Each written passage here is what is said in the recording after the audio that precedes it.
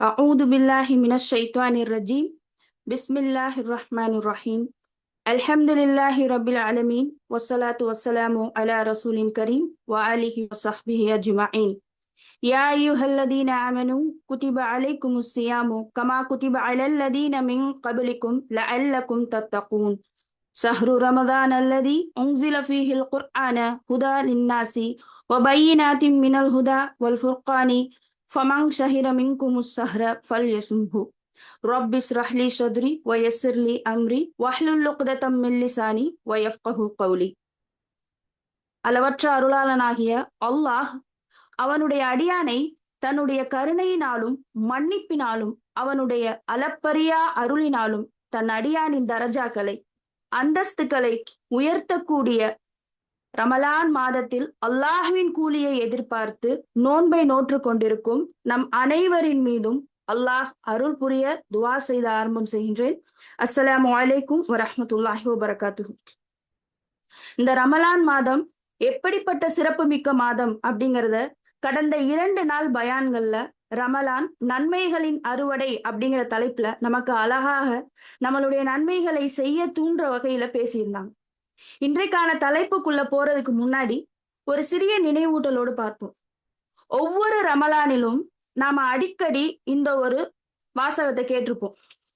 அது என்ன வாசகம் அப்படின்னா, போன ரமலானில் நம்மோடு இருந்தவங்க சிலர் இந்த ரமலானில் நம்மோடு இல்லை. நம்ம அதிகமான பயான்ல இந்த லைனை கேட்டிருப்போம் இல்லையா? அப்ப இந்த லைனை பயான் கேட்கும் போது ஒரு சாதாரண வாசகமா கடந்துராம இதை நான் இந்த ஒரு ஹதீஸோட ஒப்பிட்டு பார்ப்போம் இன்ஷா அல்லாஹ். நபி ஸல்லல்லாஹு அலைஹி வஸல்லம் அவங்க தன்னோட தோழர்களோட அமர்ந்திருக்கும் போது சஹாபாக்கள் அவங்கள சிலர் என்ன செய்வாங்க அப்படின்னா, தங்களுடைய கனவுகளை பற்றி சொல்லி அதற்கு ரசூல்லாட்ட பதில் கேட்பாங்க. அப்படி ஒரு முறை நபி ஸல்லல்லாஹு அலைஹி வஸல்லம் தன்னுடைய தோழர்களோடு அமர்ந்திருக்கும் போது தல்ஹா இப்னு உபைதுல்லா ரலியல்லாஹு அன்ஹு அவங்க தான் கண்ட கனவை ரசூல்லாட்ட சொல்றாங்க. யா ரசூலுல்லாஹ், நான் ஒரு கனவு கண்டேன். அதுல எனக்கு முதல்ல நரகம் காட்டப்பட்டது. அங்க ஒரு சிலர் எனக்கு தெரிஞ்ச முகமா இருந்தது. அப்போது இது உங்களிடம் இல்லை என்று கூறி என்னை அழைச்சிட்டு போயிட்டாங்க. அடுத்ததாக நான் சொர்க்கத்தின் வாயிலுக்கு முன்னால் நிறுத்தப்பட்டேன். அங்கே 2 நபர்கள் இருந்தார்கள். அவர்கள ஒருவர் ஷஹீதானவர், மற்றொருவர் நல்ல அமல்கள் அதிகம் செய்யக்கூடியவர். ஷஹீதானவருக்கு ஓராண்டுக்கு பின் மரணித்தவர். அந்த 2 சகோதரர்களையும் நான் அறிவேன். அவங்களோட நானும் நின்னேன். சொர்க்கத்திலிருந்து ஒரு வானவர் அந்த வாசலிலிருந்து வெளியே முதல்ல யார கூப்பிட்டார் தெரியுமா? நல்ல அமல்கள் செய்து மரணித்தாரே அவரின் பெயரை சொல்லி அழைத்து சென்றார். பிறகு 2வது ஒரு வானவர் வெளியே அடுத்ததாக தான் ஷஹீதானவரின் பெயரை கூறி அழைத்து சென்றார். அடுத்து நான் ரொம்ப ஆவலா இருந்தேன், அடுத்து என்ன கூப்பிட போறாங்கன்னு. அப்ப அந்த வானவர், இது உங்களுடைய நேரம் இல்லைன்னு சொன்னாங்க. என்னுடைய கனவு முடிஞ்சிருச்சு, நானும் முழிச்சிட்டேன். இப்ப இந்த கனவு யா ரசூலுல்லாஹ் எனக்கு ஒரு மிகப்பெரிய ஆச்சரியத்தை தருது. ஷஹீதுடைய அந்தஸ்து தானே சிறப்புக்குரியது. அப்படி இருக்கும்போது ஏன் அவர் 2வதாக அழைக்கப்பட்டார் அப்படிங்கிற ஒரு கேள்வியை நபி ஸல்லல்லாஹு அலைஹி வஸல்லம் அவங்கள்ட்ட வைக்கிறார். நபி ஸல்லல்லாஹு அலைஹி வஸல்லம் அவங்க அதற்கு பதில் அளிக்கிறாங்க. அந்த மனிதர் ஷஹீதானவருக்கு பிறகு அவர் வாழ்ந்த அந்த ஓராண்டுல அவர் செய்த தொழுகை, அல்லாஹ்வுக்கு அவர் நிறைவேற்றிய அந்த தொழுகையின் மூலமாக அவர் அதிகமாக செய்த சஜிதாக்கள், அவர் அந்த ஓராண்டில் செய்த தர்மம், இவை எல்லாத்தையும் தாண்டி அவர் அடைந்த அந்த ஆண்டின் ரமலான் மாதத்தில் அவர் நோற்ற நோன்பின் காரணமாக தான் அவர் முதலில் அழைக்கப்பட்டார். சுபஹானல்லாஹ். அப்ப நோன்பு மாதங்கிறது நாமெல்லாம் அடைஞ்சிருக்கோமே, இந்த மாசம் எவ்வளவு சிறப்புக்குரியது. அதனாலதான் அல்லாஹ் நோன்பின்குரிய கூலி என்னிடத்தில் இருக்குது அப்படிங்கிறான்.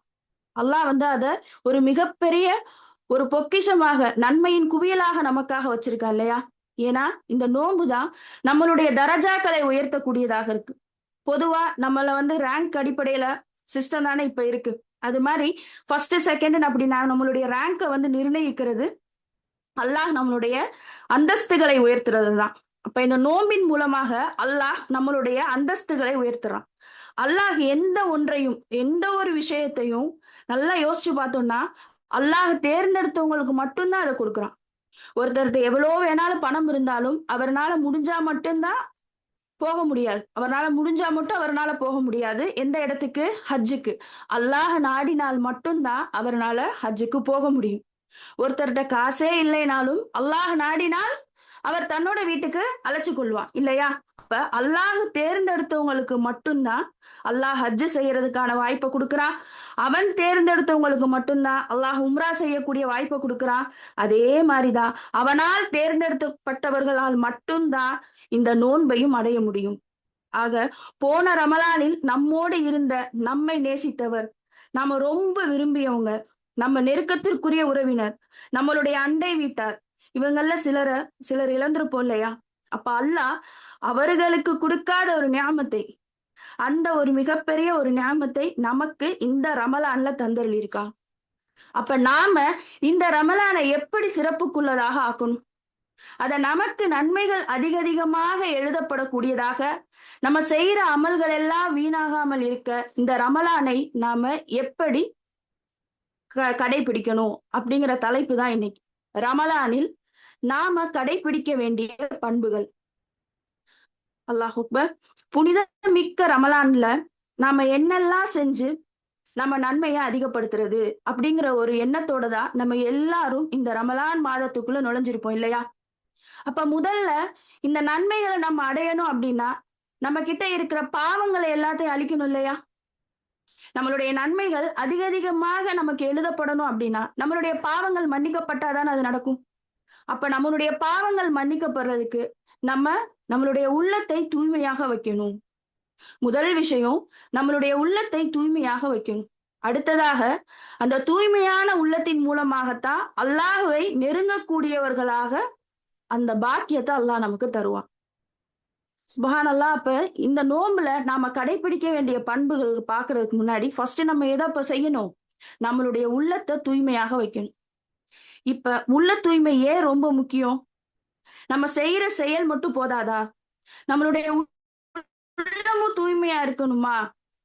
நான் நிறைய சதக்கா செய்யறேன்ப்பா, நிறைய தான தர்மம் பண்றேன், நான் நிறைய ஜக்காத் கொடுக்குறேன், நான் நிறைய பேருக்கு நான் சாப்பாடு போறேன், இந்த மாதிரி நம்ம நிறைய சொல்லிட்டே இருக்கலாம். நிறைய பேர் அதிகமாக செய்யறாங்க, மாஷா அல்லாஹ். அதையும் தாண்டி அவங்களுடைய அமல்களை அல்லாஹ் ஏற்றுக்கொள்ளணும் அப்படின்னா அவங்களுடைய உள்ளம் தூய்மையாக இருக்கணும். இத நபி ஸல்லல்லாஹு அலைஹி வஸல்லம் அவங்க வலியுறுத்தி சொல்றாங்க. அப்துல்லா இப்னு உமர் ரலியல்லாஹு அவங்க அறிவிக்கிறாங்க, மக்களில் சிறந்தவர் யார் அப்படின்னு நபி ஸல்லல்லாஹு அலைஹி வஸல்லம் அவங்கள்ட்ட கேட்கப்படுது. அதற்கு ரசூலுல்லாஹ்வுடைய பதில் பாருங்க, துடைக்கப்பட்ட உள்ளமும் வாய்மை கொண்ட நாவும் உடையவர் தான் அப்படின்னு ரசூலுல்லாஹ் பதில் அளிக்கிறாங்க. அப்ப அங்க குழுமி இருக்க சஹாபாக்கள்லாம் கேக்குறாங்க, அதென்ன துடைக்கப்பட்ட உள்ளம் யா ரசூலுல்லாஹ் அப்படின்னு கேக்குறாங்க. அதற்கு அல்லாஹ்வுடைய தூதருடைய பதில், குற்றமோ இறை மாறுபாடோ ஆற்றாமையோ மனஸ்தாபமோ பொறாமையோ அற்ற தூய்மையானவர், அவர்தான் இரையச்சமுடையவர். சுபஹானல்லாஹ். அப்போ ஒரு மனிதன் அவனுடைய உள்ளம் எந்த ஒரு குறையும் இல்லாம, எந்த ஒரு குற்ற சிந்தனையும் இல்லாம, குற்றம் புரியாதவராக இருந்து, தன்னுடைய இறைவனுடைய கட்டளைக்கு மாறு செய்யாம இருந்து, அவனுடைய கட்டளைகளை செய்ய முடியலன்னு புறக்கணிக்காம இருந்து, மக்களிடத்துல சின்ன சின்ன விஷயங்களோ அல்லது ஒரு பெரிய விஷயங்களோ எதற்காகவும் மனஸ்தாபம் கொள்ளாம, நம்மளுடைய வாழ்க்கையில எந்த ஒரு விஷயத்துக்கும் நம்ம பொறாமை கொள்ளாம இருந்தா மட்டும்தான் நம்மளுடைய உள்ளம் எப்படி இருக்கும்? துடைக்கப்பட்ட உள்ளமாக இருக்கும். அப்படி துடைக்கப்பட்ட உள்ளமாக இருக்கிறவர் தான் யாரு? நபி ஸல்லல்லாஹு அலைஹி வஸல்லம் சொல்லியிருக்காங்க, இரையச்சமுடையவர். அப்படிப்பட்ட இரையச்சமுடையவராக ஆகணும் அப்படின்னா நம்மளுடைய உள்ளத்தை தூய்மையா வச்சுக்கணும். இப்ப ரமலான் மாதத்துல நாம கடைபிடிக்க வேண்டிய பண்புகள் அப்படின்னா, இந்த தூய்மையான உள்ளத்தை கொண்டு நாம கடைபிடிக்க வேண்டிய பண்புகள் 4 பண்புகள் இருக்கு. முதல் பண்பாக நம்ம பார்க்க போறது நாவடக்கம். ஏன் முதல்ல இந்த நாவினை பத்தி பேசுறோம் அப்படின்னா, இந்த நாவின் மூலமாக தான் நம்ம எல்லா குற்றங்களுக்கும் அதுதான் முக்கிய காரணமாக இருக்கு. நாவை பேண தவறியவர்களுக்கு அதுவே முதல் எதிரியாகவும் இருக்கு. ஏன்னா அந்த நாக்கை வச்சுட்டு, அதாவது நாம பேசுறது சாதாரண விஷயம் நினைச்சிட்டு நம்ம பேசுவோம். ஆனா அது எவ்வளோ பெரிய பாவத்துல கொண்டு போய் நம்மளை விடுன்னு தெரியாது. அதை நம்ம ரொம்ப ரொம்ப அசால்ட்டா ஈஸியா பேசக்கூடிய விஷயமா இருக்கு. சரி, இந்த நாவை வச்சுட்டு நம்ம எவ்வளவுதான் பாவம் பண்றோம் அப்படின்னு நமக்கு யோசிச்சு பார்த்தோம் அப்படின்னா, அல்லாஹ் நமக்கு எச்சரிக்கை செய்த பல விஷயங்களை இந்த நாவின் மூலமா தான் நம்ம செய்யறோம். அப்படி என்னதான்ப்பா பேசுறோம் நம்ம இந்த நாவை வச்சுட்டு அப்படின்னு நம்ம பார்த்தோம் அப்படின்னா என்னென்ன செய்யறோம்? நம்ம அதிகமா புறம் பேசுறோம் இல்லையா? அந்த நாவின் மூலமா தான் புறம் பேசுறோம். அல்லாஹ் நம்மளை பாதுகாக்கணும். நம்ம கோல் சொல்றோம், பொய் பேசுறோம். அடுத்து என்ன செய்யறோம்? ஒரு மனிதரை நம்ம சாதாரணமா கேலி பண்றோம், கிண்டல் அடிக்கிறோம். ரொம்ப லேசா ஈஸியா யாரையும் நம்ம ஏளனமா பேசுறோம், சாதாரணமா திட்டுறோம், சபிக்கிறோம். அல்லாஹ்வுக்கு அஞ்சாம நம்ம சபிக்கிறோம் ஒருத்தரை. ஆபாசமான வார்த்தைகளை பேசுறோம், நேரத்தை வீணடிக்க வெட்டி பேச்சு பேசுறோம், அடுத்தவர் மனம் புண்படுற மாதிரி பேசுறோம். இப்படி நாக்க வச்சு நம்ம எவ்வளோ பாவம் பண்றோம் பாத்தீங்களா? அப்ப இந்த நாவை அடக்கினால் மட்டும்தான் நம்மளால நன்மைகளின் வாசலை திறக்க முடியும்.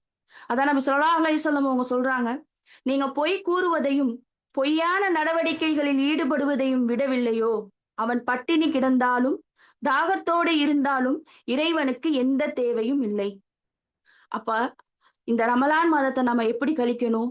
இந்த ரமலான் மாதத்தை நம்ம கடைபிடிக்க வேண்டிய பண்புகள்ல முதல்ல நம்மளுடைய நாவை பேணுறவங்களா இருக்கும். ஏன்னா நம்ம கஷ்டப்பட்டு தாகிச்சு உடம்பு டயர்டாயி இந்த அல்லாவுக்காக வைக்கிற நோன்பு அவனிடத்துல ஏற்றுக்கொள்ளப்படணும் இல்லையா? அது நன்மைகளா எழுதப்படணும் தானே ஒவ்வொருத்தரும் நம்ம நோன்பு வைக்கிறோம். அது கரெக்டான முறையில நமக்கு நன்மைகளா எழுதப்படணும்ல. அப்ப நாம கடைபிடிக்க வேண்டிய பண்புகள்ல இந்த நாவை அடக்கி நாம இந்த ரமலானை கழிக்கக்கூடியவர்களாக இருக்கும். இந்த நாவின் மூலமா இவ்வளோ பாவங்களை செய்யறோமே, அதே நாவின் மூலமா நம்ம சொர்க்கத்தை அடையக்கூடிய வழியும் இருக்கு இல்லையா? அப்ப இந்த நாவின் மூலமா நம்ம இந்த ரமலான நன்மைகளை மட்டுமே பேசக்கூடியவங்களா ட்ரை பண்ணி பார்க்கணும். நம்ம நல்லதையே பேசணும். அடுத்து இந்த நாவின் மூலமாக அல்லாஹ்வை அதிகமாக திக்ரு செஞ்சு நமது நாவை ஈரமாக்குவோம். நம்மளோட என்ன வேலை பார்த்துட்டு இருந்தாலும் ரொம்ப ஈஸியா இந்த நாக்கை வச்சுட்டு, அதாவது இந்த நாவின் மூலமாக அல்லாஹ் நமக்கு நன்மையும் குவிக்கக்கூடிய ஒரு பாக்கியத்தையும் கொடுத்திருக்கான். நம்ம சொல்ற ஒவ்வொரு திக்ரும் என்னது? அல்லாஹ்வை நினைவு கூறுதல், அல்லாஹ்வுடைய நெருக்கத்திற்கு நம்மை கொண்டு செல்லும் இல்லையா? நம்ம எவ்வளோ வேலையில பிஸியா இருந்தாலும் நம்மளுடைய நாவுகளை சுபஹான் அல்லாஹ் ஒவ்வொரு தஸ்பீகும், லா இலாஹ இல்லல்லாஹ் ஒவ்வொரு தஹ்லீலும், அல்ஹம்துலில்லாஹ், அல்லாஹ் அக்பர்னு அதிகமாக அல்லாஹ்வை நினைவு கூர்ந்தவர்களாக இருக்க முடியும் இல்லையா? ஏன் இந்த திக்ருகளை நான் இங்க சொல்றேன் அப்படின்னா, ஏன்னா இந்த திக்ருகள் தான் சொர்க்கத்தினுடைய விதைகளாகும். இது சாதாரண திக்ருகள் இல்ல, அல்லாஹ்வை நம்ம புகழ்றோம்னு நினைக்கிறோம். இந்த திக்ருகள் தான் சொர்க்கத்துடைய விதைகளாகும். ஏன்னா மெஹராஜ் பயணத்திற்கு நபி ஸல்லல்லாஹு அலைஹி வஸல்லம் அவங்க போனப்ப இப்ராஹிம் அலைஹிஸ்ஸலாம் அவங்க நபி ஸல்லல்லாஹு அலைஹி வஸல்லம் அவங்கள சந்திச்சு, உன்னுடைய உம்மத்தாருக்கு என்னுடைய சலாமை கூறுங்கள்னு சொன்னாங்க. ரெண்டாவது, சொர்க்கம் தூய்மையான மண்ணால் நிரப்பப்பட்டிருக்கு, ஒரு சுவை மிகுந்த நீரா அங்க இருக்கு. ஆனா சொர்க்கம் பிளெயினா இருக்கு, மரங்கள்லாம் எதுவும் இல்லாம இருக்கு அப்படின்னு இப்ராஹிம் நபி சொல்லியிருக்காங்க. உன்னுடைய சமூகத்தார் அதிகமாக திக்ரு செய்யட்டும், நீங்க அங்க சொல்றது ஒவ்வொரு திக்ருகளும் அல்லாஹ்விடத்துல இந்த சொர்க்கத்திற்குரிய விதைகளாகும் அப்படின்னு இப்ராஹிம் அலைஹிஸ்ஸலாம் சொல்லியிருக்காங்க. அப்ப இந்த திக்ருகளுக்கு அல்லாஹ்விடத்துல எந்த அளவுக்கு ஒரு சிறப்பு மிக்க ஒரு அந்தஸ்து அல்லாஹ் வச்சிருக்கான். அப்ப இந்த திக்ருகளை நம்ம எந்த அளவுக்கு அதிகமா ஓதி நம்மளுடைய நாவை ஈரமாக்கக்கூடியவர்களாக இருக்கணும். இந்த திக்ருகள் மூலமா தான் அல்லாஹ் நம்மளுடைய ஈமானையும் பலப்படுத்துறான். எப்பெல்லாம் நம்மளுடைய ஈமான் பலகீனமாக இருக்க மாதிரி ஃபீல் பண்ணோம் அப்படின்னா, அல்லாஹ்வை நினைவு கூறுறதுல கொஞ்சம் பிஸியா இருந்து பாருங்க, நம்மளுடைய ஈமான் எப்படி அதிகப்படும். இன்ஷா அல்லாஹ் நம்மளுடைய நாவை பேணக்கூடியவர்களாக, நம்ம நாவை அடக்கி அதன் மூலமாக நன்மை செய்யக்கூடியவர்களாக இந்த முதல் பண்பை பார்த்தோம். ரெண்டாவது பண்பா நம்மளுடைய உள்ளத்திலிருந்து தூக்கி போட வேண்டிய குணங்கள். நம்மளுடைய உள்ளத்திலிருந்து தூக்கி போட வேண்டிய குணங்கள் என்னென்ன குணத்தை தூக்கி போடணும் அப்படின்னா, நம்மளுடைய மனசுல உள்ள கோபம், வெறுப்பு, பகை, இந்த 3 விஷயங்களையும் தான் தூக்கி போடணும். இத தூக்கி போடுறது அப்படிங்கிறது கஷ்டமான விஷயம்தான். ஆனா அல்லாஹ்வுடைய திருப்தி வேணும் அப்படின்னா இந்த குணம் நம்ம கிட்ட இருக்கக்கூடாது. இந்த கோபம், வெறுப்பு, பகை அப்படிங்கிறது எங்க இருந்து வருது தெரியுமா? அல்லாஹ் உறவுகளை பேணி வாழுங்கள் சொல்றான்ல, ஆனா அந்த உறவுகள் மேலதான் நமக்கு ரொம்ப கோபம் உரிமையா வரும். அந்த உறவுகளை தான் நம்ம வந்து ரொம்ப ஈஸியா வெறுக்கக்கூடியவர்களாக இருக்கும். அந்த உறவுகளோட தான் நம்ம பகையை தொடர்ந்துகிட்டே இருக்கும். அல்லாஹ் நம்மளை பாதுகாக்கணும். அல்லாஹ் சுப்ஹானஹு வ தஆலா உறவை பேணுங்கள்னு சொல்றானா, அதுக்கு எவ்வளவு பெரிய ஒரு கூலிய வச்சிருக்கான் அப்படிங்கும்போது அந்த விஷயத்தை பேணுறதும் கொஞ்சம் கஷ்டமா தான் இருக்கும். இப்ப உள்ள மக்கள்கிட்ட ரொம்ப சர்வசாதாரணமா ஆயிருச்சு, ரொம்ப ஃபேஷன் ஆயிருச்சு.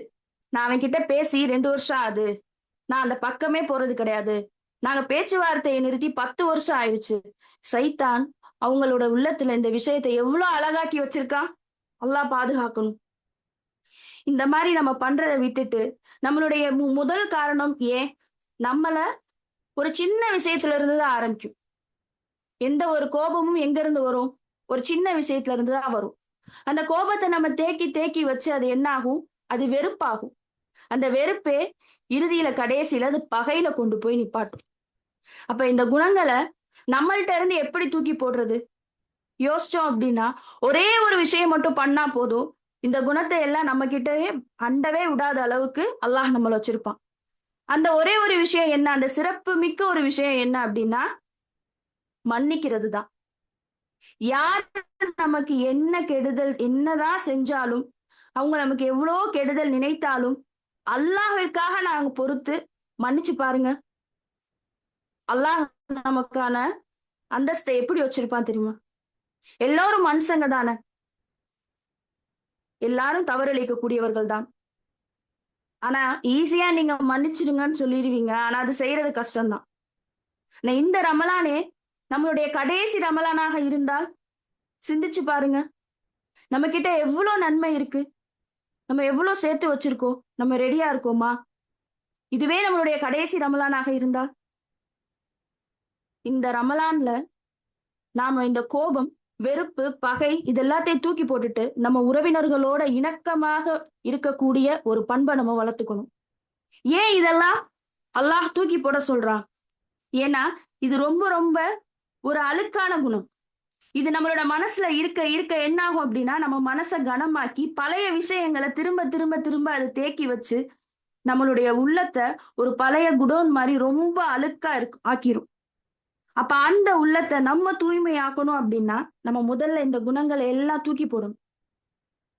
மன்னிச்சிருங்க அப்படின்னு நம்ம ஈஸியா சொல்றோம் அப்படின்னு நினைக்கலாம். ஆனா இந்த மன்னிச்சு விட்டு பாருங்க, அந்த மனசு அல்லாஹ் எவ்வளவு லைட்டா ஃபீல் பண்ண வைப்பான் தெரியுமா? நம்ம ரொம்ப நாள் தூக்கிக்கிட்டு இருந்த ஒரு பாரத்தை இறக்கி வச்ச மாதிரி இருக்கும். அவ்வளவு லேசாக அல்லாஹ் நம்மளுடைய உள்ளத்தை ஆக்குவான். அப்படிப்பட்ட லேசான உள்ளமாக அல்லாஹ் நம்மளுடைய உள்ளத்தை ஆக்குறதுக்கு நம்ம குப்பையா உள்ள இந்த குணத்தை எல்லாம் நம்மள்ட்ட இருந்து தூக்கி போடணும். இந்த மன்னிக்கிற பண்பை கொண்டு நம்ம உறவினர்கள் கிட்ட நெருக்கமாக இருக்கக்கூடிய ஒரு பண்பை இந்த ரமலான்ல நம்ம கடைபிடிக்கணும். அடுத்ததாக நாம கடைபிடிக்க வேண்டிய பண்பு அப்படின்னா தாழ்மை, பணிவு. நம்ம 4 பண்புகளை நான் சொன்னேன். அதுல 2 பண்புகளை பார்த்துட்டோம். முதல் பண்பா நம்மளுடைய நாவை அடக்கிக்கணும். 2வது நம்ம உள்ளத்துல இருக்கிற இந்த கெட்ட குணங்களை தூக்கி போடணும். இப்ப 3வது பண்பா தாழ்மை, பணிவு. இது யாருடைய பண்பு தெரியுமா? இந்த பண்பு நபிமார்களுடைய பண்பு. அது நபிமார்களுக்கு மட்டும் இல்ல, நபிமார்கள் நமக்கு வாழ்ந்து காட்டிட்டு போன பண்பு. அப்ப அந்த பண்பை யாரெல்லாம் பின்பற்றாங்களோ அவங்கதான் வெற்றி பெற முடியும் இல்லையா? இந்த பண்பு யார்கிட்ட இருக்கும் அப்படின்னா இரையச்சமுடையவர்கள்ட்ட மட்டும்தான் நம்ம இந்த பண்பை பார்க்க முடியும். இந்த பண்பு அப்படிங்கிறது பணிவு. எந்த ஒரு மனுஷன் அமல்களை செய்வதில் அதை தொடர்ந்து செய்யக்கூடியவர்களாக இருக்க முடியுமோ அவர்தான் இரையச்சமுடையோர். ஒரு அமலை ஒரு தடவை செய்வோம், ஒரு நன்மையை 2 தடவை செய்வோம். ஆனா இரையச்சமுடையவங்களை எப்படி செய்வாங்க அப்படின்னா அதை தொடர்ந்து செய்யக்கூடியவர்களாக இருப்பாங்க. ஏன் செல்வம் கொளித்தாலும் அவங்க நிலை தடுமாறாம தீனின் மீதே உறுதியாக இருப்பாங்க. இந்த இரையச்சமுடையோர் ஏழ்மையில் இருந்தாலும் அவங்க வழி தவறி பாவத்தின் பக்கம் செல்ல மாட்டாங்க. இந்த பணிவுங்கிற பண்பு இரையச்சமுடையோருக்கு மட்டும்தான் சொந்தமானது. இந்த நோன்பு மாசம்தான் நமக்கு இந்த பண்பை அதிகப்படுத்தும். நம்ம படைத்த இறைவன் முன்னாடி நம்ம தாழ்ந்து பணிஞ்சு என் இறைவனின் அடிமை நான் அப்படிங்கிற எண்ணத்தை தரக்கூடியதாக இருக்கும். இரையச்சமுடையோர்கிட்ட தான் இந்த பணிவு இருக்கும் அப்படின்னா அந்த இரையச்சமுடையோருடைய பண்பு எப்படி இருக்கும் தெரியுமா? இரையச்சம் உடையவர்கள் ஏதேனும் ஒரு குற்றம் புரிந்து விட்டாலோ தமக்கு தாமே தீங்கிழைத்துக் கொண்டாலோ அந்த நிமிடமே மனம் வருந்தி அல்லாஹ்வை நினைத்து பாவ மன்னிப்பு கோருவார்கள். அல்லாஹ் சுப்ஹானஹு வ தஆலா சூரா தஹ்ரீம்ல 66வது அத்தியாயமா 8வது வசனத்துல சொல்றான், யா அய்யுஹல்லதீன ஆமனு தூபு இலல்லாஹி தௌபதன் தசூஹன் அஸா ரப்புக்கும் ஐயு கஃபிர அன்கும் சய்யிஆத்திக்கும் வயுதுஹிலக்கும் ஜன்னாத்தின் தஜ்ரி மின் தஹ்திஹல் அன்ஹார். சுப்ஹானல்லாஹ். அப்ப இரையச்சம் உடையவர்கள் என்ன செய்வாங்க?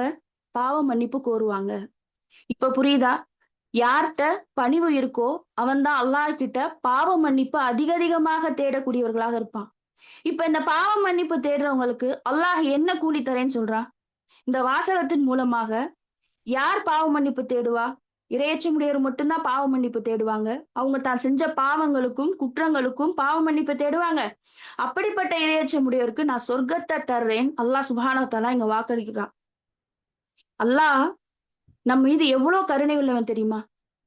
நமக்கு எதெல்லாம் சொர்க்கத்திற்கு அழைத்து செல்லக்கூடிய வழிகளோ அது எல்லாத்தையும் நமக்கு காட்டிட்டான். இதான்ப்பா உன்னுடைய வழி, நீ இப்படியெல்லாம் செய், நான் உனக்கு இவ்வளோலாம் கூலி தரேன்.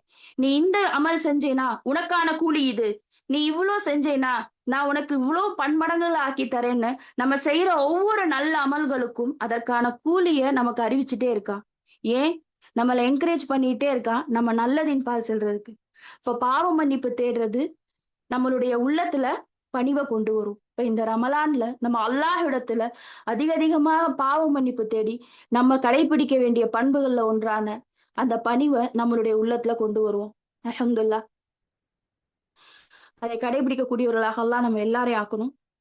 அடுத்ததாக நம்ம உள்ளத்தை தூய்மையாக்கி இந்த ரமலானை நன்மையுள்ளதாக ஆக்குறதுக்கு நம்ம கடைபிடிக்க வேண்டிய பண்புகள்ல 3 பார்த்துட்டோம். அதுல 4வது பண்பா பொறுமை. பொறுமை அப்படிங்கிறது எல்லாருக்கும் தெரிஞ்ச விஷயம்தான். பொறுமையாளர்களுடன் அல்லாஹ்வே இருக்கிறேன்னு சொல்றான் இல்லையா? அப்படிப்பட்ட பொறுமையாளர்களுக்கு அவர்களின் கூலி அளவின்றி வழங்கப்படும்னு 39வது அத்தியாயத்துல 10வது வசனத்துல அல்லாஹ் நமக்கு வாக்களிக்கிறான். நீங்க யாரெல்லாம் பொறுமையா இருக்கீங்களோ அவங்களுடைய கூலியை நான் அளவின்றி வழங்குவேன் அல்லாஹ் சொல்றான். இப்ப இந்த நோன்பு மாதம் அப்படிங்கிறது இந்த நம்மளுடைய பொறுமைக்கான ஒரு பிராக்டிஸ் தான். நம்மளுடைய ஆசைகளை அடக்குவது. நம்ம முன்னாடி உணவு இருந்தாலும் நமக்கு பிடிச்சமான பொருள் இருந்தாலும் அதை நம்ம என்ன செய்வோம்? இஃப்தார் டைம் வரைக்கும் நம்ம பொறுமை கொள்றோம் இல்லையா? இது இந்த பொறுமைக்கான பிராக்டிஸும் இந்த நோன்பு மாசத்துலதான். அதே மாதிரி அதற்கு அப்புறமும் நம்மளுடைய வாழ்க்கையில என்னென்ன விஷயங்கள் நடக்குதோ எல்லா நேரத்திலையும் நம்ம பொறுமையை கடைபிடிக்கக்கூடியவர்களாக இருக்கும். இந்த பொறுமை அப்படிங்கிறது அறிஞர்கள் 3 விதமா பிரிக்கிறாங்க. முதல்ல அல்லாஹ்விற்கு கீழ்ப்படியறதுல பொறுமையா இருக்கணும். 2வது அல்லாஹ் ஹராமாக்குன செயல்கள்ல விட்டும் நீங்கி இருக்கிறதுல பொறுமையா இருக்கணும். 3வது நம்ம சோதனையில் இருக்கும்போது பொறுமை கொள்ளணும். அறிஞர்கள் இத 3 விதமா பிரிக்கிறாங்க. இப்ப இந்த பொறுமை அப்படிங்கிறது சாதாரணமா ஒரு சின்ன விஷயம் கிடையாது. அல்லாஹ்விற்கு கீழ்ப்படியறதுல பொறுமையா இருக்கிறது அப்படின்னா எந்த விஷயம்? அல்லாஹ்வுடைய இபாதாக்கள்ல. அதுல ரொம்ப முக்கியமானது நம்ம சொர்க்கத்துடைய சாவியான தொழுகை விஷயத்துல. தொழுகை விஷயத்துல பொறுமையை மேற்கொள்றது அப்படின்னா நம்ம தொழுகைய வேக வேகமா தொழுகாம அந்த தொழுகையில சோம்பேறித்தனம் இல்லாம இந்த மாசத்துல எப்படி தொழுகணும், எவ்வளவு சுன்ன தொழுகை இருக்கோ அதையும் சேர்த்து தொழக்கூடியவர்களாக இருக்கும். நம்ம ஃபர்ல மட்டும் கடைபிடிக்காம நம்மளுடைய சுன்னத்துகளையும் அதிகப்படியான தொடர்ந்து தொழக்கூடியவர்களாக இருக்கணும். இந்த பொறுமைய தொழுகையில நம்ம காட்டுறது எப்படின்னு பார்த்தோம். வேகமாக தொழக்கூடாது, சோம்பேறித்தனமா இருக்கக்கூடாது. அதே மாதிரி தொழுகைய விட்டு விட்டும் தொழுகக்கூடாது. அதுதான் தொழுகையில நம்ம பொறுமையா இருக்கிறது. அல்லாஹ்வுக்கு கீழ்ப்படியறதுல பொறுமையா இருக்கிறது அப்படின்னா தொழுகையில நம்ம பொறுமையா அல்லாஹ்வுக்கு உள்ளச்சத்தோட அல்லாஹ்வுடைய அச்சத்துல நம்ம உள்ளம் நடுங்கியவர்களாக அல்லாஹ் முன்னாடி நான் நிக்கிறேன் அப்படிங்கிற நினைப்போட நம்மளுடைய தொழுகையை முழு மனதோட நன்மைக்குரியதாக நம்ம தொழுகணும். அடுத்து அல்லாஹ் ஹராமாக்கின செயல்களை நெருங்காம பொறுமையை மேற்கொள்ளணும். எப்படி ஹராமாக்கின விஷயங்களை நம்ம நெருங்காம பொறுமையை மேற்கொள்ளணும் அப்படின்னா இது நம்ம தொழுகை விஷயத்தை விட இது நமக்கு கொஞ்சம் கஷ்டமா தான் இருக்கும் இப்ப உள்ளவங்களுக்கு. ஏன்னா ஒரு விஷயத்துக்கு நம்ம துவா செய்யறோம், அல்லாஹ் அதை கொடுக்க லேட் ஆக்குனா அப்படின்னா என்ன செய்வோம்? கொஞ்ச நாள் பொறுத்து பார்ப்போம் இல்லையா? அடுத்து மக்களுடைய பண்பு எப்படி அதிகமா இருக்கு அப்படின்னா, ஹராமான வழியில கூட அந்த வழியை தேர்ந்தெடுத்து அதை அடைய நினைக்கிறது தான். ஆனா எந்த ஒரு சூழல்லையும் அந்த மாதிரி ஒரு நினைப்பை நினைச்சிடக்கூடாது. இந்த ரமலான்ல ஹராமான விஷயங்கள் எல்லாத்தையும் விட்டு நீங்கியவர்களாக இருக்கணும். பொறுமை அப்படிங்கிறது ஆரம்பத்துல இருந்து இறுதி வரைக்கும் இருக்கும். நம்ம ஒரு விஷயத்த நாடி அல்லாஹ் கிட்ட துவா கேட்டுட்டே இருக்கோம். அது நமக்கு சிறந்தது அப்படின்னா அல்லாஹ் அதை உடனே தருவான். நமக்கு அது லேட் ஆகுது அப்படின்னா எப்ப நமக்கு சிறந்த இருக்குமோ, எப்ப அதை நமக்கு கொடுத்தா அது சிறப்பா இருக்குமோ அந்த நேரத்துல அல்லாஹ் தருவான். அவன் தரல, நமக்கு நாடல அப்படின்னா அது நமக்கு சிறந்தது இல்லைன்னு புரிஞ்சுக்கணும். அதற்கு பகரமா அல்லாஹ் மறுமையில் தருவான் இல்லையா? அல்லாஹ் மிக பெரியவன், அல்லாஹ் மிக கருணையாளன். நம்ம யாரு கையேந்தி கேட்டாலும் அவன் மாட்டேன்னு சொல்லாதவன். அவன் அள்ளி அள்ளி கொடுக்கக்கூடிய ஒரு பண்பாளன். அடுத்து இந்த பொறுமையினுடைய மூணாவது இது என்னன்னு பார்ப்போம். சோதனையின் போது பொறுமை கொள்ளணும். நமக்கு ஏதாவது ஒரு இன்னல் ஏற்பட்டாலோ, ஏதேனும் ஒரு துன்பம் ஏற்பட்டாலோ நம்மளுடைய பண்பு எப்படி இருக்கணும்? சோதனையின் போதும் நம்ம பொறுமையா இருக்கணும். ஏன்னா நபி ஸல்லல்லாஹு அலைஹி வஸல்லம் அவங்க சொல்றாங்க, ஒரு முஃமினுடைய பண்பு எனக்கு ஆச்சரியத்தை ஏற்படுத்துது. அவனுக்கு ஒரு நல்லது நடந்தா அதுக்காக அல்லாஹ்வுக்கு நன்றி செலுத்துறான். அதே அவனுக்கு ஒரு துன்பம் ஏற்பட்டாலும் அதுக்காக அவன் அல்லாஹ்விடம் துஆ செய்து பொறுமை காக்கிறான். சுப்ஹானல்லாஹ். அப்ப ஒரு இறையச்சமுடைய ஒரு முஃமினுடைய பண்பு எப்படி இருக்கு? அவனுக்கு அல்லாஹ் ஒரு நல்லதை கொடுத்துட்டாலோ, அவன் பிடிச்சதை அவன் கேட்டதை கொடுத்தாலோ, இல்ல அவனுக்கு கேட்டதை விட அதிகமா அள்ளி அள்ளி கொடுத்தாலோ அவன் என்ன செய்யறான்? உடனே அல்லாஹ்வுக்கு நன்றி செலுத்தக்கூடியவனா இருக்கான். அந்த நிலையில தன்னை மறந்து அல்லாஹ்வையும் மறந்து அவன் பெருமை கொள்ள மாட்டான் இல்லையா? அதே மாதிரி அந்த முஃமின் துன்பம் ஏற்பட்டால் எப்படி இருப்பான்? அல்லாஹ்விடம் துஆ செய்து பொறுமை காக்கிறான். இந்த எனக்கு இன்பம் ஏற்பட்டாலும் துன்பம் ஏற்பட்டாலும் அது அல்லாஹ்வின் புறத்திலிருந்து தான் வந்துச்சு, அதை நீக்கிறதும் அல்லாஹ் தான் அப்படின்னு சொல்லிட்டு அந்த முஃமின் பொறுமையா இருப்பான். அப்ப இந்த ரமலான்ல நம்ம கடைபிடிக்க வேண்டிய பண்புகள்ல முதல்ல நம்ம உள்ளத்தை தூய்மைப்படுத்தக்கூடிய பண்பு அப்படிங்கிறத பார்த்தோம். அதுல என்னென்ன நம்ம பார்த்தோம் அப்படின்னா, முதல்ல நம்ம நாவ அடக்கணும். 2வது நம்ம உள்ளத்துல இருந்து தூக்கி போடக்கூடிய விஷயமான கோபம், வெறுப்பு, பகை இது எல்லாத்தையும் தூக்கி போடணும்.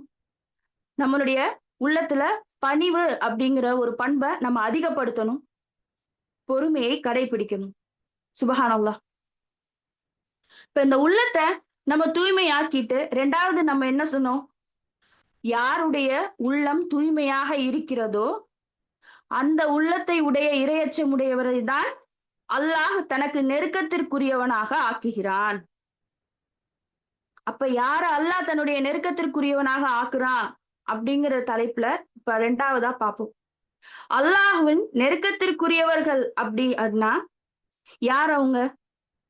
தன்னுடைய இபாதாக்களை, அல்லாஹிற்கு செய்ய வேண்டிய வணக்கங்களை சரிவர செய்யறவங்க தான் அல்லாஹ்வின் நெருக்கத்திற்குரியவர்கள்.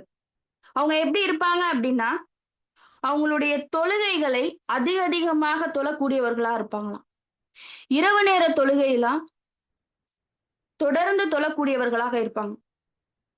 இதற்கு ஒரு ஹதீஸ் மூலமா அறிவிக்கிறாங்க. நாளைக்கு மறுமையில எல்லாரும் சந்திக்கக்கூடிய அந்த மறுமையில இரையச்சமுடைய தக்வாதாரியனுடைய நிலை எப்படி இருக்கும் அப்படின்னா, எல்லாரும் ஒரு பாலத்தை கடக்கணும் இல்லையா? இந்த சிராத் பாலத்தை எல்லாரும் கடக்கணும்ல. அந்த பாலத்தை கடக்கும் போது அந்த இடம் ரொம்ப இருட்டா இருக்குமா. அந்த இருட்டான இடத்துல இந்த இரையச்சமுடையவர்கள் முகம்தான் பிரகாசமா இருக்குமா. சுபஹானல்லாஹ். அதனாலதான் அல்லாஹ் அந்த நம்மளுடைய உள்ளம் எந்த அளவுக்கு தூய்மையா இருக்கோ அவங்கதான் இரையச்சம் உடையவங்கன்னு சொன்னது காரணம். அந்த உள்ளத்தோடைய தூய்மையின் மூலமா தான் அல்லாஹ் அந்த முகத்துல அவ்வளவு ஒரு பிரகாசத்தை தரான். அப்படிப்பட்ட பிரகாசத்தை நம்ம பெறணும் அப்படின்னா நம்மளுடைய தொழுகையில நிலையா இருக்கணும். இரவு நேர தொழுகையில கவனமா இருக்கணும். 2வது, இந்த மாசம் எப்படிப்பட்ட மாசம்? குர்ஆன் இறக்கி அருளப்பட்ட மாதம் தானே. குர்ஆன் இறக்கி அருளப்பட்ட சிறப்பு மிக்க ரமலான்ல நாம இருக்கோம். இப்ப இந்த ரமலான்ல நாம செய்ய வேண்டியது அந்த குர்ஆனோடு அதிகமாக தொடர்புல இருக்கும். எப்படி நம்ம குர்ஆனோடு அதிகமாக தொடர்புல இருக்கிறது? குர்ஆனை நம்ம எல்லாரும் அதிகமா ஓதிட்டே தான் இருக்கும் இல்லையா? அதோடைய அர்த்தத்தை புரிஞ்சும் ஓதக்கூடியவர்களாக இருக்கும். அல்ஹம்துலில்லாஹ். இப்னு அப்பாஸ் ரலியல்லாஹு அவங்க ஒரு ஹதீஸ் அறிவிக்கிறாங்க. இந்த ஹதீஸை கேட்ட எனக்கே ரொம்ப ரொம்ப ரொம்ப நம்ம இந்த மாதிரி இருக்கோமா அப்படின்னு யோசிக்க வைக்கக்கூடிய ஒரு ஹதீஸா இருந்துச்சு. இப்னு அப்பாஸ் ரலியல்லாஹு அவங்க அறிவிக்கிறாங்க, ஒரு இறை நம்பிக்கையாளர் இருந்தால் ஒரு இறை நம்பிக்கையாளர் இருந்தால் 2 விஷயங்கள் அழுகுமா. 2 விஷயங்கள் அழுகுமா. அது என்ன விஷயங்கள் அப்படின்னு நம்ம பார்த்தோம் அப்படின்னா, நம்மளுடைய உடம்பை மெய்சிலிர்க்க வைக்க வேண்டியது. நம்மளுடைய உறவினர்கள் இந்த உலகத்துல அழுகிறத இப்னு அப்பாஸ் ரலியல்லாஹு அவங்க அறிவிக்கல.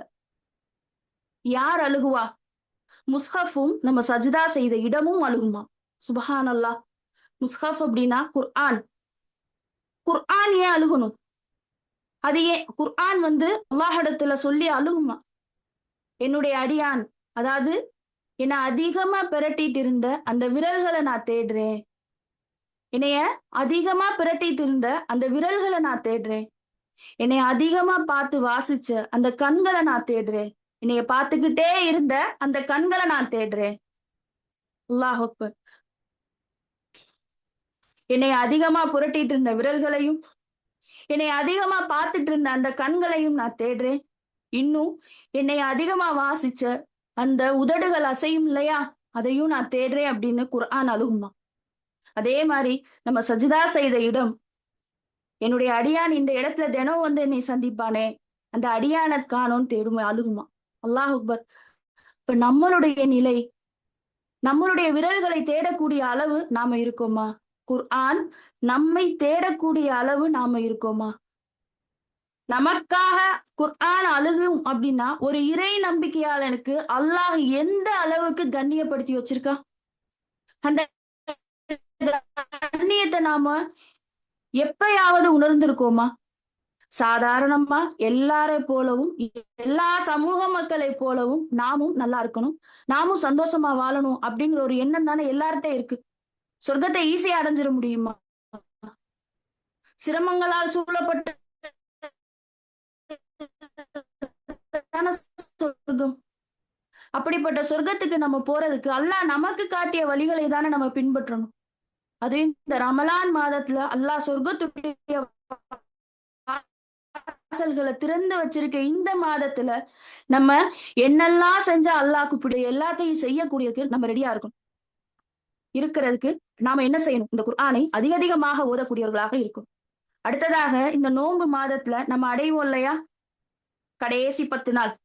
இந்த கடைசி 10 நாள்ல அல்லாஹ் என்ன ஒரு சிறப்பு வச்சிருக்கான்? லைலத்துல் கதர் அப்படிங்கிற ஒரு சிறப்பு மிக்க இரவை நாம எல்லாரும் அடையணும் இன்ஷா அல்லாஹ். அந்த இரவு எப்பேற்பட்ட இரவு? 1000 மாதங்களை விட சிறந்த இரவு.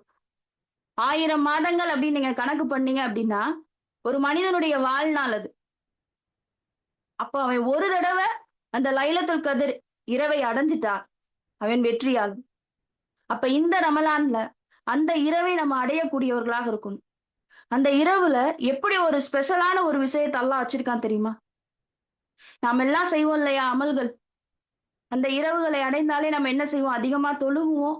அந்த நேரத்துல இரவெல்லாம் விழித்திருந்து நம்ம குர்ஆனை அதிகமாக ஓதக்கூடியவர்களாக இருப்போம். அல்லாஹ்வை நினைவு கூர்ந்து திக்ர் செஞ்சுட்டு இருப்போம், பயான் கேட்டுட்டு இருப்போம். இந்த மாதிரி விஷயங்கள்ல தான் நம்மள பிஸியா வச்சிருப்போம். அப்ப மலக்குமார்களுடைய வேலை என்ன தெரியுமா? அந்த நேரத்துல இந்த அடியார்களுடைய அமல்கள் எல்லாத்தையும் எடுத்துட்டு போயிட்டே இருப்பாங்களாம். அவ்வளவு பிஸியா இருப்பாங்க. எப்படி இருக்கும் அப்படின்னா, இப்ப நம்ம ரோட்ல எல்லாம் டிராபிக் ஜாம் ஆகி வண்டி எல்லாம் எப்படி நெருக்கடியில ஓடும் பார்த்திருக்கீங்களா? அது மாதிரி வானத்துல மலக்குமார்கள் நம்மள்ட்ட இருந்து நம்மளுடைய நல்ல அமல்களை எடுத்துட்டு போறதுல அவ்வளவு பிஸியா இருப்பாங்க. சுபஹானல்லாஹ். அதை ஒரு நிமிஷம் நம்ம நினைச்சு பார்த்தாலே எப்படி இருக்கு. அப்ப அந்த இரவுகள்ல நம்மளுடைய நிலை எப்படி இருக்கும்? நம்மளுடைய அமல்களை அல்லாஹ்விடத்துல எடுத்துட்டு போய் கொடுக்கிற மாதிரி நம்மளுடைய அமல்கள் இருக்கணும். நம்மளுடைய இரவு தொழுகையிலையும் அந்த இரவுகள்ல எந்த ஒரு இரவையும் நம்ம வீணடிக்காம அதை நமக்காக நம்மளுடைய நன்மைகள் எழுதக்கூடியதாக இந்த ரமலானில் அந்த இரவை அடையக்கூடியவர்களாக நாம இருக்கணும். இந்த நோன்பை அடைந்த அனைவருக்கும் அல்லாஹ் அந்த பாக்கியத்தை கொடுக்கணும். நம்மளோட இந்த நோன்பு அப்படிங்கிற விஷயம் அல்லாஹ் மனிதனுடைய உள்ளத்துல தக்வாவை அதிகப்படுத்துறதுக்கு கொடுக்குறான் இல்லையா? இந்த நோன்பு மனிதனுடைய உள்ளத்துல தக்குவாவை அதிகப்படுத்துது. இந்த தக்குவா நமக்கு குறையுதா? அதுக்கு ஒரு விஷயத்த செய்ய சொல்லி ஒரு இமாம் ரஹிமஹுல்லா அவங்க சொல்றாங்க, எப்பெல்லாம் உங்களுடைய தக்குவா குறைஞ்ச மாதிரி நீங்க ஃபீல் பண்றீங்களோ அப்ப நீங்க என்ன செய்யுங்க, கொஞ்சம் மண்ணை எடுத்து உங்க தலையில லேசா போடுங்க. இப்படி போட்டா உங்களுக்கு தோணும், ஒரு நாள் நிச்சயம் நீங்க நம்ம மண்ணுக்குள்ள போறோம், தலையில போட்ட லேசான மண்ணு நம்ம உடம்பெல்லாம் போட்டு நம்மள அங்க மூட போறாங்க அப்படிங்கிற எண்ணம் வரும்போது நம்மளுடைய மரணத்தை அதிகமாக நினைக்க கூடியதாக இருக்கும். அப்ப தன்னால நம்மளுடைய இரையச்சம் அங்க அதிகப்படும் இல்லையா? அல்லாஹ் சுப்ஹானஹு வ தஆலா நம்மளுடைய தக்வாவை அதிகப்படுத்தணும். அல்லாஹ்வுடைய கிருபையில ரமலான்ல நாம கடைபிடிக்க வேண்டிய பண்புகள் அப்படின்னு சொல்லி 4 விஷயங்கள் உள்ளம் சார்ந்ததாம். ஒரு விஷயம் அல்லாஹுடைய நெருக்கத்தை தொடர்பு கொள்ளணும், அல்லாஹுடைய நெருக்கத்தை பெற்றுத்தரக்கூடிய விஷயங்கள்னு பார்த்தோம். அல்லாஹ் அக்பர். இப்ப இந்த ரமலான்ல நாம செய்ய வேண்டியது என்ன? நாம என்னெல்லாம் செய்யணும், நாம என்னெல்லாம் செய்யக்கூடாது? முதல்ல நம்ம என்ன செய்யக்கூடாது? நம்ம எல்லா பாவத்தை விட்டும் விலகி இருக்கணும். அது சின்ன சின்ன விஷயமாக இருந்தாலும் சரி, பெரிய விஷயமாக இருந்தாலும் சரி, அல்லாஹ்விற்கு பயந்து நம்ம அந்த பாவங்களை விட்டு விலகி இருக்கக்கூடியவர்களாக இருக்கும். முதல்ல இந்த விஷயத்தை மட்டும் நம்ம விட்டு விலகி இருந்தாலே மீதி எல்லா நன்மைகளான விஷயங்களையும் நம்ம அடைஞ்சிடலாம். அடுத்து என்ன செய்யணும்?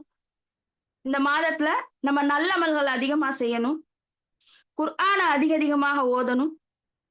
அடுத்து நம்மளுடைய உறவினர்களோட இணக்கமா இருக்கணும். அவங்கள்ட்ட இருக்க பகைய நம்ம தூக்கி போட்டுட்டு உறவினர்களுடைய நெருக்கமாக இருக்கக்கூடிய ஒரு பண்பை நம்ம கிட்ட வளர்த்துக்கங்க. நீங்க அதிகமா சதக்கா செய்யுங்க. அடுத்து நம்ம அனைவருக்கும் அல்லாஹ் நம்மளுடைய தக்வாவை இதன் மூலம் அதிகப்படுத்தி அவனுக்கு நெருக்கமானவர்களாக நம்மை அல்லாஹ் ஆக்குவான். சொர்க்கத்துல யாரும் ஈஸியா நுழைஞ்சிட முடியாது. அவங்களுடைய அமல்கள் மட்டும் இருந்தால் போதாது, அவனுடைய கருணையும் அருளும் இருந்தால் மட்டுமே. யாருடைய கருணை? அல்லாஹ்வுடைய கருணையும் அருளும் இருந்தால் மட்டுமே நம்ம நுழைய முடியும். அப்படிப்பட்ட அல்லாஹ்வுடைய அருளை நம்ம இந்த ரமலான்ல முழுமையா பெறணும் அப்படின்னா நாம நம்மளுடைய உள்ளத்தை தூய்மையா வச்சுட்டு நம்ம கடைபிடிக்க வேண்டிய பண்புகள் எல்லாத்தையும் நாம கடைபிடிக்கணும். ஏன் அல்லாஹ் இந்த உள்ளத்தை தான் பாக்குறான்? நம்ம உள்ளம் சுத்தமா இருந்தாதான் நம்மளுடைய செயல்கள் அனைத்தும் சுத்தமா இருக்கும் அப்படிங்கிறதுக்கு அல்லாஹ் சுப்ஹானஹு வ தஆலா குர்ஆன்ல சொல்றான், இன்னல்லாஹ லா யன்துரு இலா சுவரிக்கும் வலா இலா அஜ்சாமிக்கும் வலாகின் யன்துரு இலா குலூபிக்கும் வ அமாலிக்கும். நிச்சயமாக அல்லாஹ் உங்களுடைய தோற்றத்தை பார்ப்பதில்லை, உங்களுடைய உடல்களை பார்ப்பதில்லை. என்றாலும் அல்லாஹ் எதை பார்க்கிறேன்னு சொல்றான்? உங்களுடைய உள்ளத்தை பார்க்கிறேன்னு சொல்றான். அதற்கப்புறம் தான் உங்களுடைய அமல்களை பார்க்கிறேன்னு சொல்றான். அப்ப அல்லாஹ் இந்த இடத்துல முதல்ல எதை பார்க்கிறேன்னு சொல்றான்? நம்மளுடைய உள்ளத்தை பார்க்கிறேன்னு சொல்றான். அதுக்கப்புறம் தான் நம்மளுடைய செய்யற செயல்கள் அனைத்துமே. இப்ப முதல்ல நம்மளுடைய உள்ளத்தை தூய்மைப்படுத்தணும் அப்படிங்கிற விஷயத்த மனசுல வச்சுட்டு நம்ம எந்தெந்த பண்புகளை நம்ம கடைபிடிக்கணுமோ அந்த எல்லா பண்புகளையும் இந்த ரமலானில் கடைபிடித்து சொர்க்கத்தை அடையக்கூடிய பாக்கியத்தை அல்லாஹ் கொடுக்கணும். இறுதியாக ஒரு விஷயத்தை கூறி முடிக்கிறேன். இந்த ரமலான்ல நம்ம பார்த்த இந்த அனைத்து பண்புகளையும் நம்ம கடைபிடிச்சு இந்த நோன்பை அடைஞ்சோம் அப்படின்னா அல்லாஹ் நம்ம கிட்ட ஒரு மாற்றத்தை கொடுப்பான். அந்த மாற்றம் நமக்குள்ள வரணும். ஏன்னா நோன்பு வச்சா ஏதாவது ஒரு மாற்றம் நமக்கு தெரியணும் இல்லையா? நோன்பு நம்மள ஒரு மாற்றத்தை கொடுக்கணும். அது எப்படிப்பட்ட மாற்றமா இருக்கணும் பாருங்க.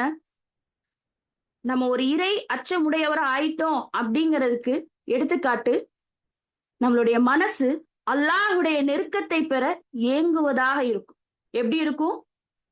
இந்த ரமலானை நம்ம முழுமையாக நன்மையானதாக கடைபிடிச்சோம் அப்படின்னா நம்மளுடைய மனசு அல்லாஹ்வுடைய நெருக்கத்தை பெற ஏங்கக்கூடியதாக இருக்கும். ரெண்டாவது, எதையெல்லாம் பாவம்னு சொல்லி அல்லாஹ்வுக்கு அஞ்சி அதை செய்யாம விலகி இருந்தோமோ அத இனி வர்ற நாள்லையும் நம்மளுடைய வாழ்நாள் முழுவதும் இந்த பாவமான காரியத்தை விட்டு விலக்கி வைக்கும்.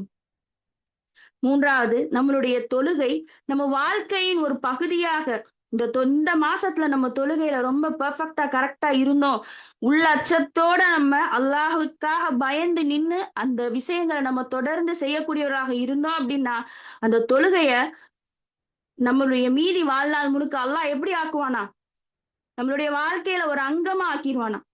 அது என்னைக்குமே நமக்கு பாரமா தெரியாது. சுபஹான் அல்லாஹ். இந்த ரமலானின் மூலமாக அல்லாஹ் என்ன செய்வான், நம்மளுடைய வாழ்க்கையே மாற்றக்கூடியதாக ஆக்குவான், நன்மையை பெற்று தரக்கூடியதாக ஆக்குவான். இறுதியா இந்த ரமலானை நாம முழுமையா நன்மையானதாக அடைஞ்சிட்டோம் அப்படின்னா நாம நம்ம இறைவனை சந்திக்கும் போது அவனுடைய கருணையும் அவனுடைய அருளும் பெற்றவர்களாக ஆக்கும். சுபஹான் அல்லாஹ்.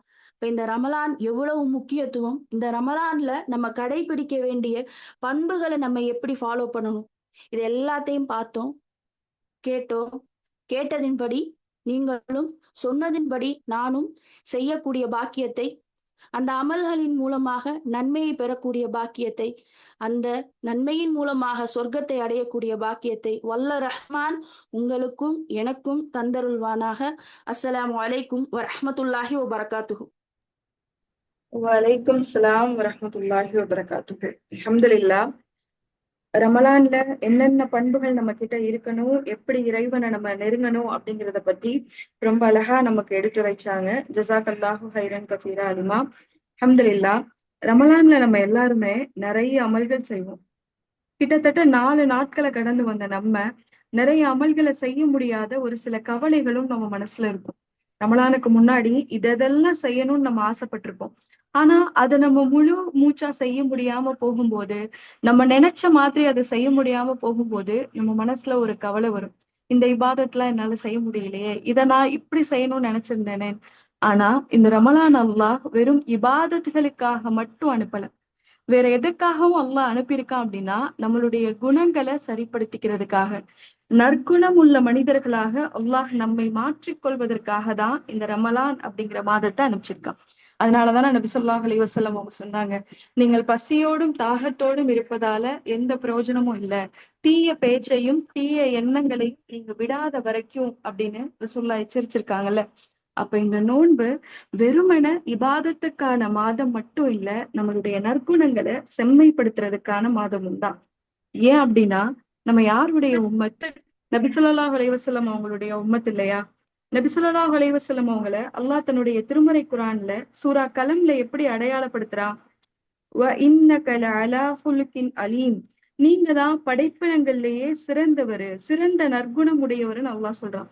இன்னும் நபி ஸல்லல்லாஹு அலைஹி வஸல்லம் அவங்களே தன்னை பத்தி சொல்லும் போது நற்குணங்களை முழுமைப்படுத்துவதற்காக தான் நான் அனுப்பப்பட்டேன்னு சொல்றாங்க. இன்னும் பாருங்களேன், நபி ஸல்லல்லாஹு அலைஹி வஸல்லம் அவங்க இந்த நற்குணத்தை பத்தி சொல்லும் போது என்ன சொல்றாங்க? உங்களில் சிறந்தவர் யார் தெரியுமா?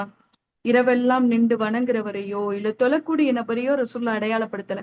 ஒரு சில இடங்கள்ல அதையும் ரசூல்லா அதனுடைய சிறப்புகளையும் சொல்லி இருந்தாலும், உங்களில் சிறந்தவர் யார் அப்படின்னு கேட்கும் போது ரசூல்லா சொல்றாங்க, யார் உங்களில் நற்குணத்தில் சிறந்தவரோ அவர்தான் உங்களில் சிறந்தவர்.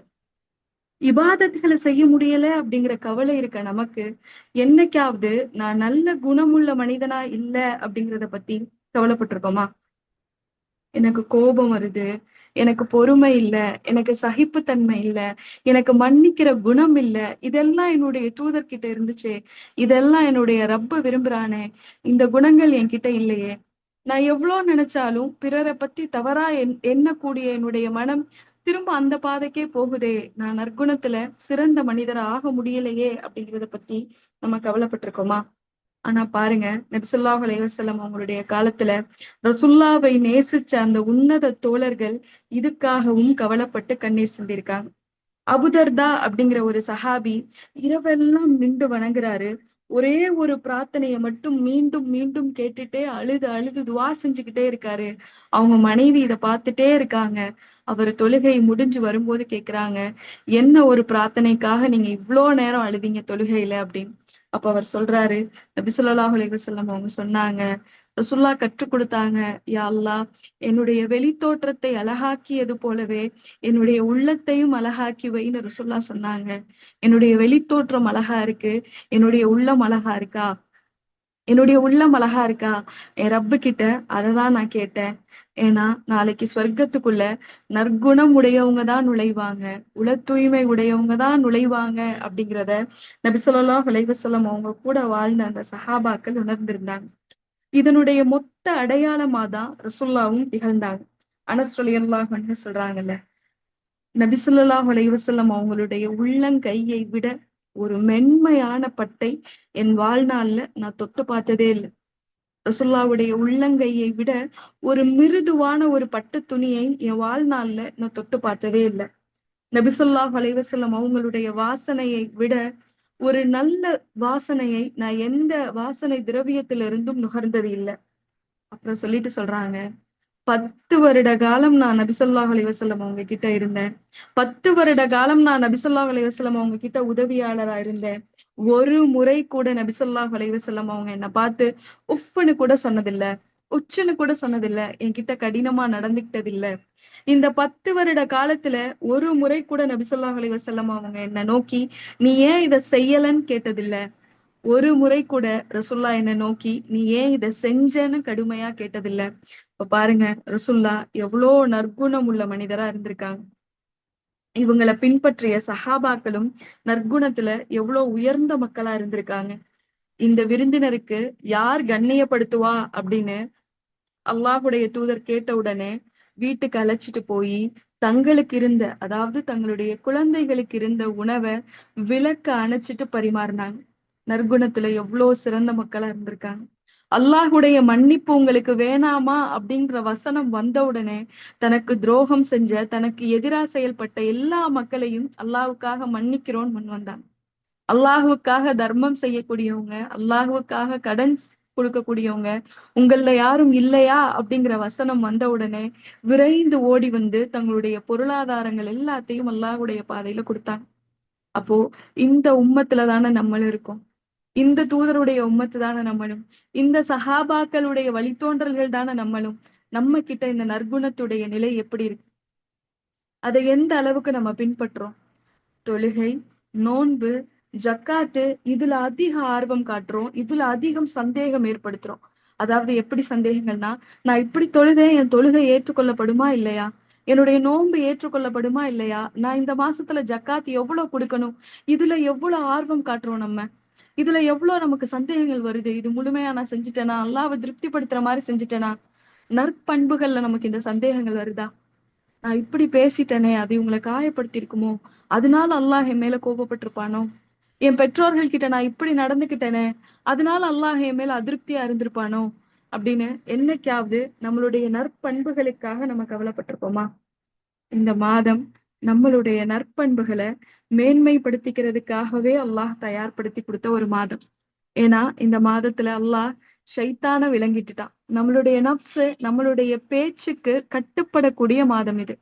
இந்த மாதத்திலேயே நம்மளுடைய குணத்தை நம்ம சரி பண்ணிக்க முடியல, ஒரு நற்பண்பை நோக்கி நம்மளால ஒரு படி எடுத்து வைக்க முடியல அப்படின்னா வேற எந்த மாதத்துல இதை நம்ம முயற்சி பண்ண போறோம்? அப்போ ரமலான வெறும் இபாதத்திற்கான மாதமா மட்டும் ஆக்கி கொள்ளாம நற்பண்புகளுக்கான மாதமாகவும் இன்ஷா அல்லாஹ் மாத்திக்க முயற்சி செய்வோம். ஏன்னா நபி ஸல்லல்லாஹு அலைஹி வஸல்லம் அவங்க சொல்றாங்க, நோன்பு நோற்று இரவெல்லாம் நின்று வணங்கிய ஒரு மனிதனுடைய அந்தஸ்துக்கு நற்குணம் உள்ள மனிதரும் வருவார்னு சொல்றாங்க. நோன்பு நோற்பவரும் இரவெல்லாம் நின்று வணங்கின மனிதருடைய அந்தஸ்தும் நற்குணத்தில் சிறந்த மனிதருடைய அந்தஸ்தும் ஒண்ணுன்னு ரசூலுல்லாஹ் சொல்றாங்க. அப்போ இந்த அந்தஸ்துக்கு போகக்கூடிய மனிதர்களாக இன்ஷா அல்லாஹ் நீங்களும் நானும் மாறணும், மாற முயற்சி செஞ்சுட்டே இருக்கணும் அப்படிங்கிற பிரார்த்தனையோட இன்றைய இந்த நிகழ்வை நிறைவு செய்கிறோம். இன்ஷா அல்லாஹ் நாளைக்கு ரமலானிய குடும்பம் அப்படிங்கிற தலைப்புல வேற ஒரு நினைவூட்டல்ல சந்திப்போம் இன்ஷா அல்லாஹ். கஃபரா ஒதிக்கலாம். சுபஹானக அல்லாஹும்ம வபிஹம்திக அஷ்ஹது அல்லா இலாஹ இல்லா அன்த நஸ்தக்ஃபிருக வ நதூபு இலைக். ரப்பனா தகப்பல் மின்னா இன்னக அன்த ஸமீஉல் அலீம். அஸ்ஸலாமு அலைக்கும் வரஹ்மத்துல்லாஹி வபரகாத்துஹு.